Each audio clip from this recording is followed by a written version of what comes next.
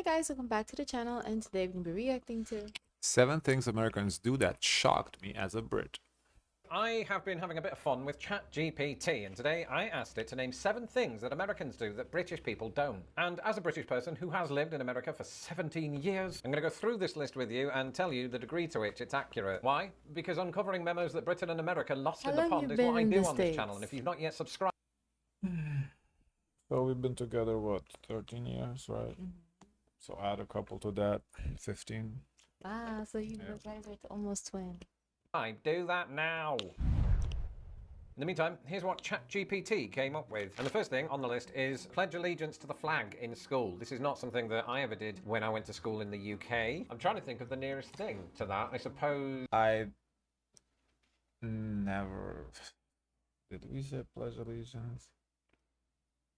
Did you have a flag, a Lithuanian flag in your school? No, I'm Lithuanian. No, such thing don't exist. No, I'm thinking here in school when I went in high school. We have it. Of course you have it. You said pledge of allegiance every morning at school? Yes. Up until high school. I don't do that in college. I don't remember. There was like every morning there was like announcements in the morning. There was it a pledge of allegiance saying a pledge of allegiance? I don't have a distinct memory. In high school, I don't think they made you like stand up, but there was a moment that you hear the pledge of allegiance. Elementary and middle school, I think I do believe they make you stand. I honestly, if we did do it, I don't have it as like, oh wow, that was so shocking, it's so memorable to me. Like it's not, doesn't have that impression on me that it's like, oh, this is so weird, why are we doing it? Did you do it at sporting events? When you do pledge allegiance? Yeah.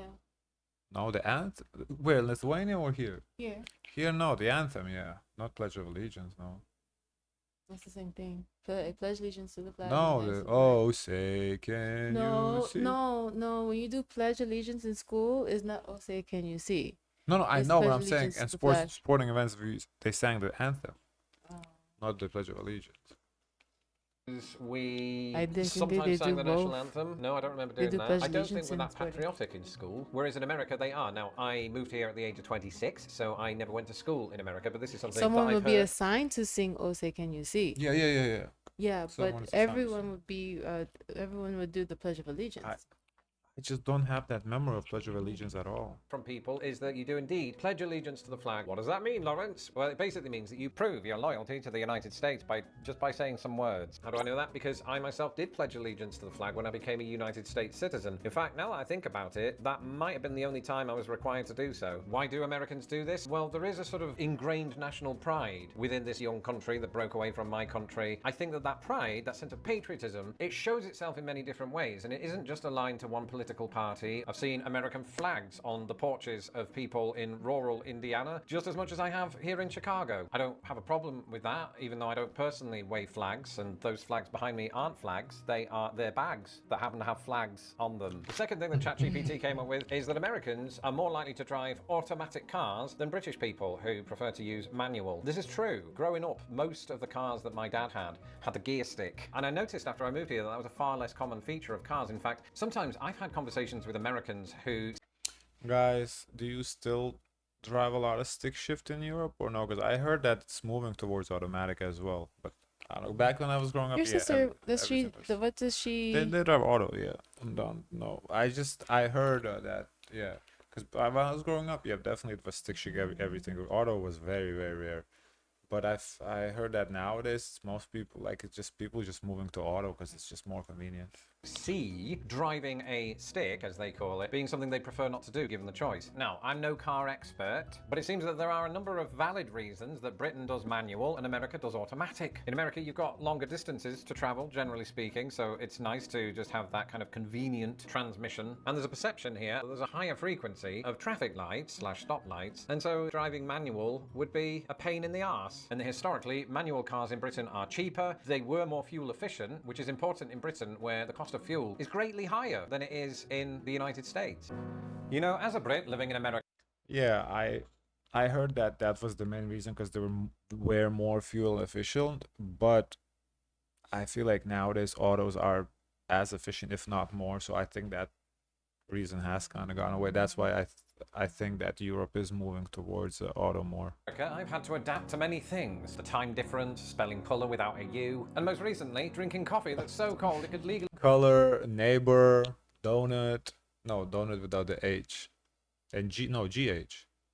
Donut, yeah, GH, yeah, a lot. be considered an Arctic beverage. But I'm not just talking about the Favor. sad, neglected cup being left in the microwave for 3 hours. I'm talking about real cold brew, the kind you can actually look forward to in the morning. And thanks to Trade Coffee, I can now make it at home without spending a small fortune at for both hot just a fee or jet sandwich on campus. Long-term LITP, the link is in my description below. Number 3, eat peanut butter and jelly sandwiches. Long-term fans of this channel will know that I myself have tried a peanut butter and jelly sandwich on Okay. camera in what was possibly the most controversial moment in this channel's history, because I took it upon myself to use the only bread that I had in the house to make this sandwich, and that bread was sourdough. This was seen as a big no-no among the sandwich eating community that is the United States of America, and I got into big trouble for doing that. But basically, a peanut butter and jelly sandwich is exactly as it sounds. Except jelly, I should clarify for my British viewers, is not jello, as Americans jam, call it, the basically. wobbly It's something that closely resembles jam. Do I like it? Well, I do now, but it took me a while to come to terms with that fact, because I think when I first moved here, I'd never had peanut butter. We just don't have it in great abundance. Yeah, I don't personally eat it on the regular, but I think it tastes great together. I think peanut butter and jelly just goes well together. It just does. Whoever invented it, super. It goes well together. Like, okay, let's be real. Jam goes together well with everything, basically. So let's establish that fact. So you can put jam by itself. You can add a little peanut butter. It tastes good. So I feel like Jam and mayo do not go together. I guess, yeah, I've never Or tried that mustard. combo. Okay, yeah, sure. Okay, Or fine. hot sauce. Yeah, okay, proof. Oh, I don't know about hot sauce. I think jam and hot sauce. Hot sauce. I think jam and hot sauce might go.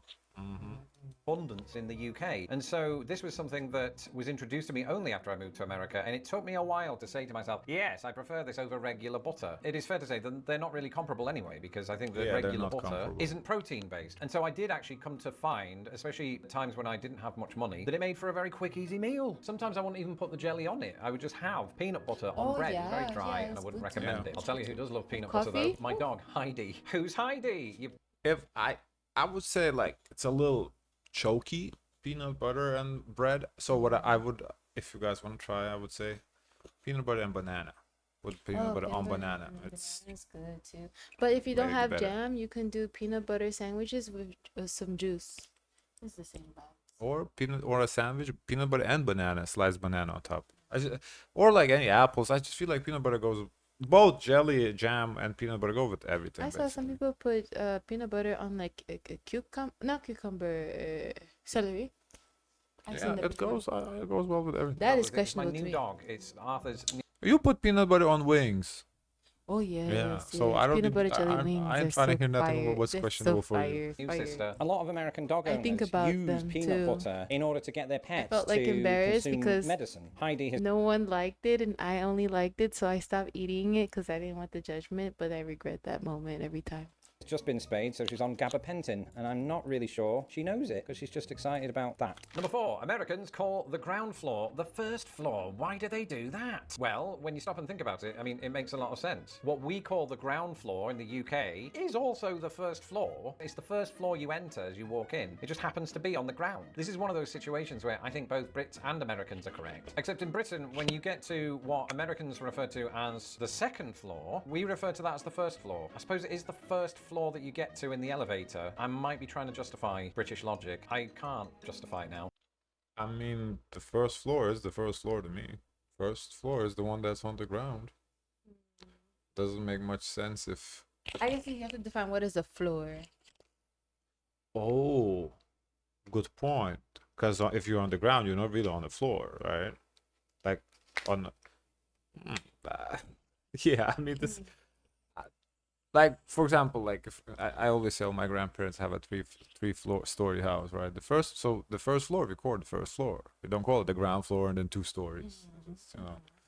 So I don't know. To me, it's always kind of the American way. I don't know. Does it make sense? You can answer this in the comments. Does it make sense that the next floor up is floor 2 or floor 1? Number 5, watch ads for prescription drugs. I come from a country where the advertisement of prescription-only drugs is actually illegal, so you never see those on television. In fact, from memory, the only real ads I can remember that were for medicines of any kind. Yeah, it's a little weird. I mean, I'm kind of numb to it, so I don't really notice it. It's whatever.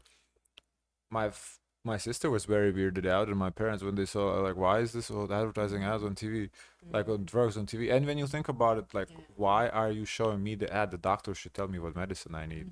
Why are you telling me to go ask my doctor for this medicine? That makes no sense. Shouldn't the doctor know what medicine I need?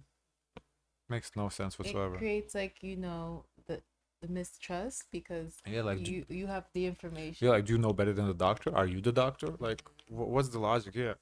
This one, I don't. And not only that, the commercials may cause death, may cause cancer. Like, That's what? scary. Because when the doctor tells you stuff, they never say, "Oh, well, this may cause death, by the way, too." Yeah, it's like, oh, Yeah, you they might, never if you take say. this, you might die. They just give you advice. It's crazy. Things like headache medicine. What we're talking about is all kinds of drugs, not class A, but medical drugs that your doctor will prescribe. Now, this isn't something that Americans love to do. It's not like we go, ooh, get the popcorn because they're pushing Ozempic on us again. I think we've become desensitized to them in this country because they're so pervasive. We just sort of take it for granted. I, for one, switch off while they're playing. I don't even take it in until... Yeah, me too. I just have desensitized it. I don't. It goes on. I don't. They get to the part where they have to warn you of the side effects. I don't know if some law changed recently, but can you remember how they used to speed it up? Because, it's like, we don't really want people to know that this drug can harm you. Let's get through that as quickly as possible. Recently, I've noticed that those ads, they have to say them at the same speed that they're doing the rest of the ad. And it completely derails the momentum of the entire ad. And I love that. It's my favorite thing. In fact, I think next time that happens, I really will get the popcorn out. Number 6, and perhaps a reason that Americans get pushed so many healthcare related things, Americans deep fry everything at the fair. Now, I've not been to a fair in Britain in many years, so I can't really remember if this is something that happens there or not, and whether or not ChatGPT is lying. All I can remember about fairs in the UK is the abundance of candy floss, or cotton candy as it's known here. But at American fairs, whether it's a state fair or a county fair, you have things... Yes, I think in Lithuania is similar, because honestly, I think it's the same fairs that travel all over Europe, so I think it would be the same. I think it's quick and convenient and easy. It's candy, candy, what do you call it? Cotton candy. I think popcorn. Obviously sodas, drinks. But that's about it. Like maybe a hot dog. Corn? Popcorn, yeah. No, like corn on the cob. No. That's about it. Here, like, it's a thing called fair foods, like actual foods you can only get at It's fair, very like creative. fried Oreos. Yeah. What? Who does that? I don't know. Things like corn dogs, at least you Corn do here in the dogs. Midwest, Oh, which yeah. is basically You a have hot to dog try on a one. stick that's covered in fried corn meat. It's just nothing. It doesn't look appetizing to me whatsoever. You have to try it. Like there's nothing appealing about this corn dog to me. It's whatsoever. I Well, like back up. there's a sweet corn dog too as well.